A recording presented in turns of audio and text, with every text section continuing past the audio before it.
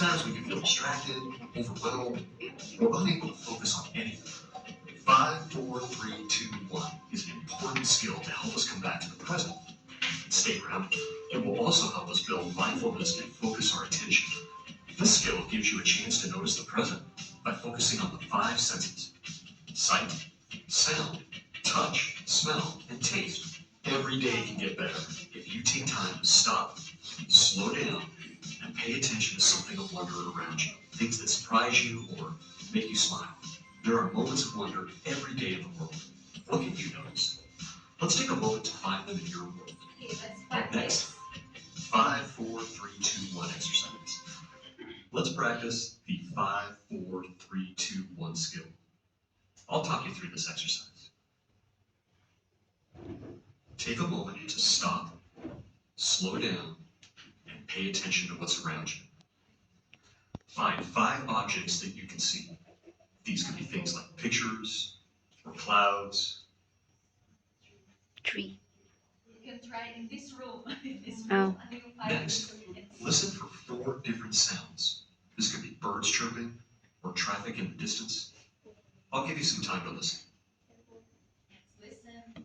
When you can hear me talking, or you can hear the aircon or Now. something. Focus on 3 body sensations. This could be the pressure of the chair against your back or the texture of the clothing you're wearing.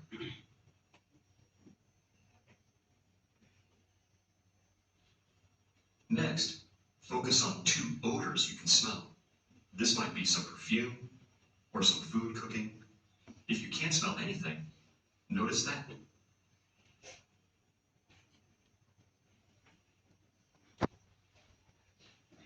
Finally, focus on 1 taste in your mouth. Notice how you feel after doing this exercise. Did you notice the world around you? Do you feel less overwhelmed? When you practice this skill, you feel more present and in the moment. So this, because it's not something that we usually pay attention to, you can try, keep trying this, and as the days go by, dun yung kasi talaga makikita kung effective ba siya and kung meron bang changes. So I really encourage you to try it out. And with any grounding technique, so we shared 3, right? The box breathing, the stretching, mindful stretching, and this 5, 4, 3, 2, 1. As with all of them, take time to practice kasi gusto natin na alam na natin kung anong gagawin before the time na kailangan natin siya. Diba? So, before pa tayo ma-stress na tuluyan, dapat alam na natin yung pakiramdam so that mas natural na sa atin na gawin ito. Okay? And also, baka you might be thinking na, ano kaya yung among the 3 yung pinaka-effective sa akin? Pwede kasi the box breathing effective sa akin, pwede sa iba yung stretching. So you can test it out by, again, doing the check-in that we did, yung number 1 to 10, para we know if which one is more effective for you. And lastly, if gusto nyo pa ng more techniques or baka hindi talaga effective yung any of those 3, you can also ask for professional help. And again, yung shinare ko kanina sa ating website, there's lots of other NGOs also who are offering counseling. So you can also explore those options. Ayan. So before we move on, do we have any questions about the grounding techniques? Lahat. Okay. So, for our next part, ay, yung pa pala. Yung isa pa pala.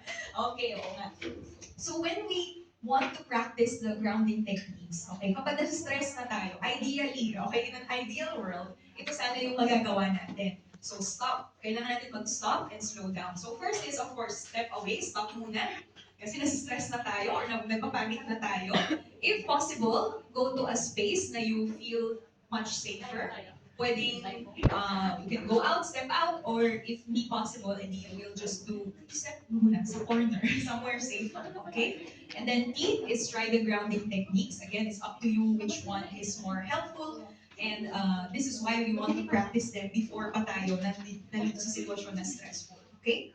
And next is O, observe and acknowledge your feelings. Normal lang po ma-stress. Lahat tayo nasa-stress. Lahat tayo nasa-sad at nade-depress sometimes. It's normal and it's not something we have to hide. Kaya pag minsan naiiyak tayo, di ba sinasabi natin minsan sa friends natin, tama na, Oh, tama na, ganyan. O, huwag ka umiyak. Actually, it's more helpful for us to release that emotion, di ba? So we observe and acknowledge, okay? And then last is the P. We will proceed mindfully. We have to check in na, oh, kailangan ko ba ng break, 5 minutes, or kaya ko pang magtrabaho, mamaya ko na babalikan itong na-stress ko na sitwasyon. Okay? So we don't have to answer that problem right away. Depende sa trabaho natin, depende sa tasks natin ng time na yun, di ba? So we have to check in with ourselves kung kailan natin pwede siyang i-address. Okay? So ito yung ideal way of handling our emotions. Again, ideally lang to minsan talaga pag stress na tayo, iba-iba na, di ba? So if your coping skill, yung kasi tawag natin ng coping skill, yung paano natin na-handle yung mga emosyon natin. If your coping skill already is good for you, then that's great. You don't need to change. Pero if you think na, for example, minsan sa atin, ang coping skill is bisyo, iinom ng alak, or maninigarilyo, it's not very healthy for your body. So if you want to change, ayan, you can try something like this. So again, it depends person to person, case to case, but we want to share some healthy coping skills options for you. Okay? So, minsan, di ba, our friends will talk to us, oy, may problema ako. Okay? So, and sometimes, automatic sa atin gusto natin tumulong, di ba? So, we might say these things, but actually, are they all helpful? Meron bang hindi helpful sa kanila? So, can you identify ano kaya yung hindi ganun ka okay, you think? Raise your hand if you want to share. Ayan. Ano yung hindi helpful? For me is when you say you have a good life, count your blessings. It's not always when you're blessed, you don't have any right to break down emotionally. So it's not about the blessings, it's about how you feel. So we cannot invalidate someone's feeling for that, for being blessed. Okay, thank you. Yes. Why are you sad all the time? Yes. Anyone else? Anything else na feel nyo hindi helpful?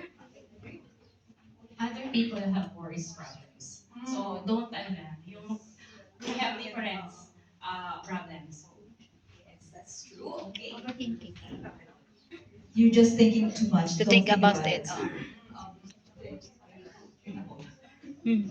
No, because we can't assess someone's feelings. Hindi natin alam kung ano yung nararamdaman niya. So, hindi natin siya pwedeng i-judge na, I mean, we have to listen. We don't have to tell her na ganyan. Mas maganda siguro na pakinggan na lang natin siya. Yeah, so, why are we sharing this now? Actually, posible in the future after this training, like what Professor Emily shared last week, na we hope that you can be active peer leaders in your own way. You can provide support to your friends. And baka, may mga lumapit sa atin, di ba? So, these are some of the things na as much as possible, try to avoid yung mga naka-red. Ayan, it's not that Kasi bad. it Yun. might not be very Kasi, helpful. Depende sa It's not that, usapan na sa'yo, depende sa hindi sitwasyon, masyadong okay? bad. Pero para So, sa yung kanya, mga di ba? red, let's try to avoid them because parang minamaliit mo yung feeling or ini-invalidate, binabaliwala natin yung feeling nung lumapit sa atin. Diba? And minsan, ito mahilig tayo dito. You should. Dapat kasi ganito ginawa, dapat ganyan, di ba? Minsan, may time and place for it, pero yung kaka-open up pa lang ni di ba? Kaka-open up pa lang niya, bigla na lang, I told you so ka na kagad, or dapat ganyan kasi, ganyan. So parang na-judge na siya kagad, di ba? So, even if we want to give advice, ipa-share muna natin siya. Ang pinaka-best talaga for me, is ito, is there something I can do for you? Baka ayaw pala niya ng advice, baka gusto lang pala niya maglabas ng feelings, di ba? Gusto lang ko i-share. Minsan ganun din ako sa friends ko na parang sabihin ko na, oh, nag-share lang ako huwag mo na ako bigyan ng advice kasi minsan too much unwarranted or unneeded advice, di ba? Okay. And also, why I'm sharing this with you is because, aminin na natin, pag sa iba, madali tayo magsabi ng positive things, ng good things, natulungan kita, sige, ilabas mo nararamdaman mo, pero wait, paano na sa sarili natin? Ganito din ba tayo? Minsan iba yung iniisip natin, sinasabi natin, di ba? Lalo na for me, ito, yung, lakasan mo kasi loob mo, ganyan. Or minsan, pag nagkakamali, automatic na naiisip natin, ay, tama ako talaga, ganyan. So, minsan, aside from, having these helpful phrases or questions sa ating friends, we also have to share them with O yung may green, ourselves. parang light. Yeah. So, May binilugan siya sa minsan, we have to practice this self-compassion. And hindi ibig sabihin yan na hindi natin papakinggan ng iba. Pero it just means na we have to try to be non-judgmental and understanding towards ourselves. Lalo na pag nag-down tayo, nagkamali tayo. Because minsan, ito yung sinasabi natin sa sarili natin, di ba? Aminin na natin. Pero it's not helpful, not for our friends and not for us also. Minsan yun ang mas mahirap baguhin, di ba? Yung sinasabi natin sa sarili natin. So, if we want to practice self-compassion, we have to kind of change the way we're thinking. Minsan mas matagal yun, it takes a longer time. So, these are the helpful words. Ayan, tinanggal ko na po yung mga unhelpful words, okay? So, these are words na we actually need to tell ourselves every now and then. Lalo na kapag nadadown tayo because this will help us practice self-compassion. Yung hindi natin i-judge agad kung bakit tayo sad, bakit tayo stressed. Okay? The same way we don't want to judge our friends when they ask for our help. Okay? So, let's practice. So, we will read them out loud one by one. Okay? Okay, so medyo sabay ang pagbigkas tayo. Okay? So, let's start from the top and really feel it as if you are telling yourself. Okay? Let's do it. Ready? 1, 2, 3. Thank you for trusting me to support you. I'm here for you. What do you think might help you feel better? How are you coping right now? Is there something I can do for you? I can't imagine how you feel, but I'm here for you if you need me. It's okay to feel sad right now. I know things are difficult right now, but I have confidence in you. You are loved by so many people. I know you're strong enough to get through this. There is hope. Diba, iba yung pakiramdam kapag may narinig kang ganyan? And what more kung sa'yo mismo nanggagaling na you are your own cheerleader ba, your own supporter. Diba? Is it helpful? Yes. Okay naman? Okay. So, for our next for our next activity, let's get our pens and we will write a self-compassionate message to ourselves. So, if you still have space dun sa likod ng inyong phone, you can write it there.